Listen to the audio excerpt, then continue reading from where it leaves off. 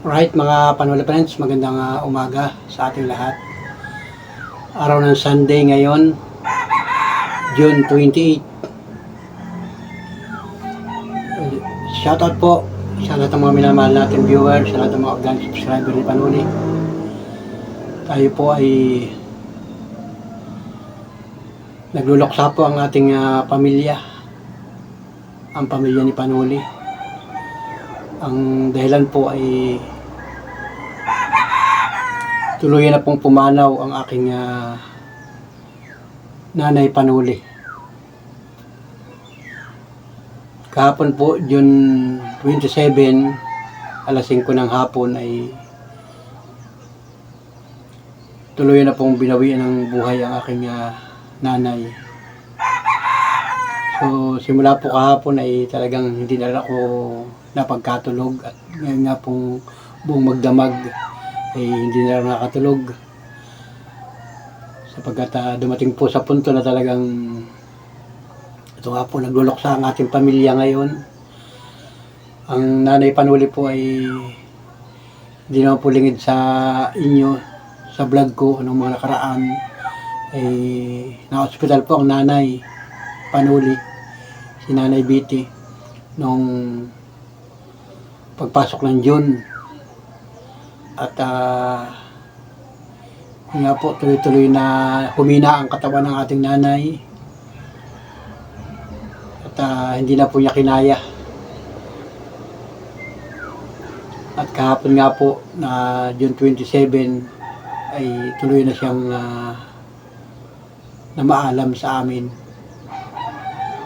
So ngayon pong araw na ito ay aasikasuhin po namin ngayong umaga ng linggo.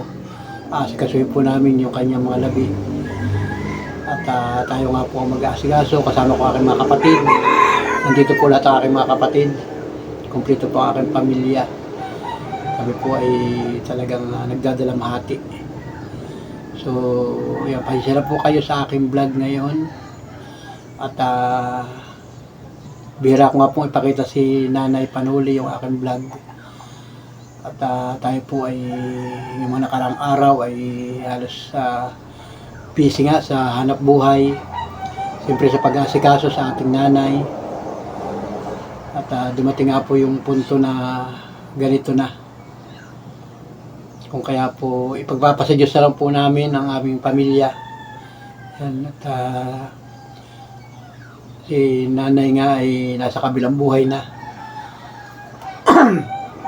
Excuse me po. Ito nga po umaga na ng linggo. Kung kaya asikasuhin ko po yung mga dapat asikasuhin kasama po ang kapatid. Yan. Yun nga po. Gusto ko lang pong ma-update yung aking mga minamahal na viewers. So sa lahat ng mga tumulong at nakakakilala kay Nanay Panuli, ang tawag ko po yung Nanay Panuli, siya po ay si Nanay Biti. Sa edad pong 82 years old ay tuloy na po siyang namaalam sa amin. Na ngayon nga po ay ang labi niya ay nandito pa sa bahay. So asikasuhin ko pa yan ngayon ding araw na ito ng linggo. At hindi ko nga pumasipang mag-vlog. Kahapon pa ako aburido o may iniisip, may dinaramdam. Dumating na nga po yung punto na ganito na kinababahala namin. At ipagpapasa Diyos na lang po namin ang lahat. At bahala na po ang Panginoon sa kay Nanay sa kabilang buhay. At Nanay, maraming salamat sa iyong pag-aalaga sa amin, ang aking mga kapatid, ang aking pamilya, at kahit sa huling sandali ng iyong buhay ay ramdam namin yung pagmamahal mo sa amin. At kahit pa na ipadama rin naman namin yung pagmamahal namin sa iyo. Kaya yun, kapag pa ako ay talagang hindi nga makapag-vlog. So, yung nga po, buong magdamag ako hindi na napagkatulog. At may awa pa ang Diyos, mga idol. So, gusto ko lang pong iparating sa inyo yung gusto kong sabihin na si nanay nga na maalam na. At kasi po may mga kahit paano may mga tumutulong din sa akin sa pamamagitan ng pagbablog ko.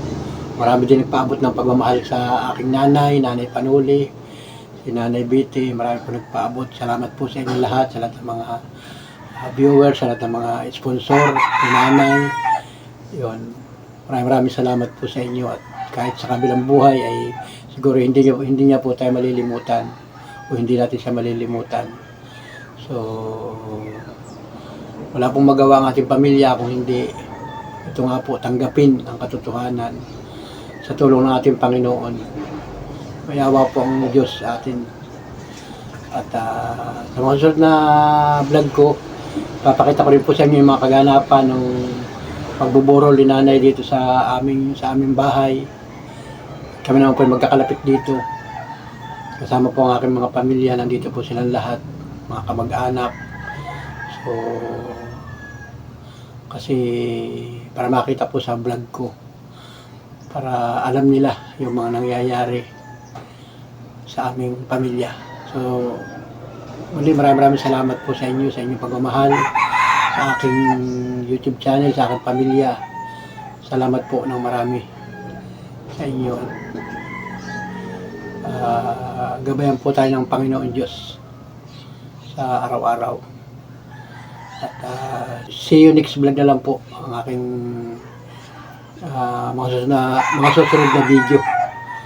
At hindi nga po ako makapag-vlog ng maayos dahil sa pinagdadaanan po natin ngayon ang pagluluksa ng aking pamilya para sa yun nga kamatayan ni nanay.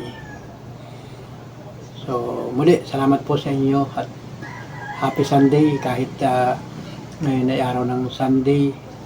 Ito nga po yung nangyayari sa aming pamilya ngayon. Si Nanay Biti po ay tuluyan ang namaalam sa amin at sa kabilang buhay na po siya.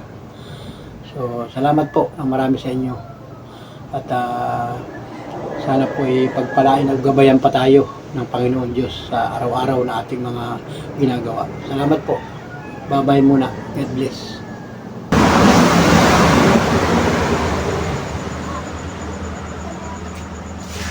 Tingnan sila Marlene.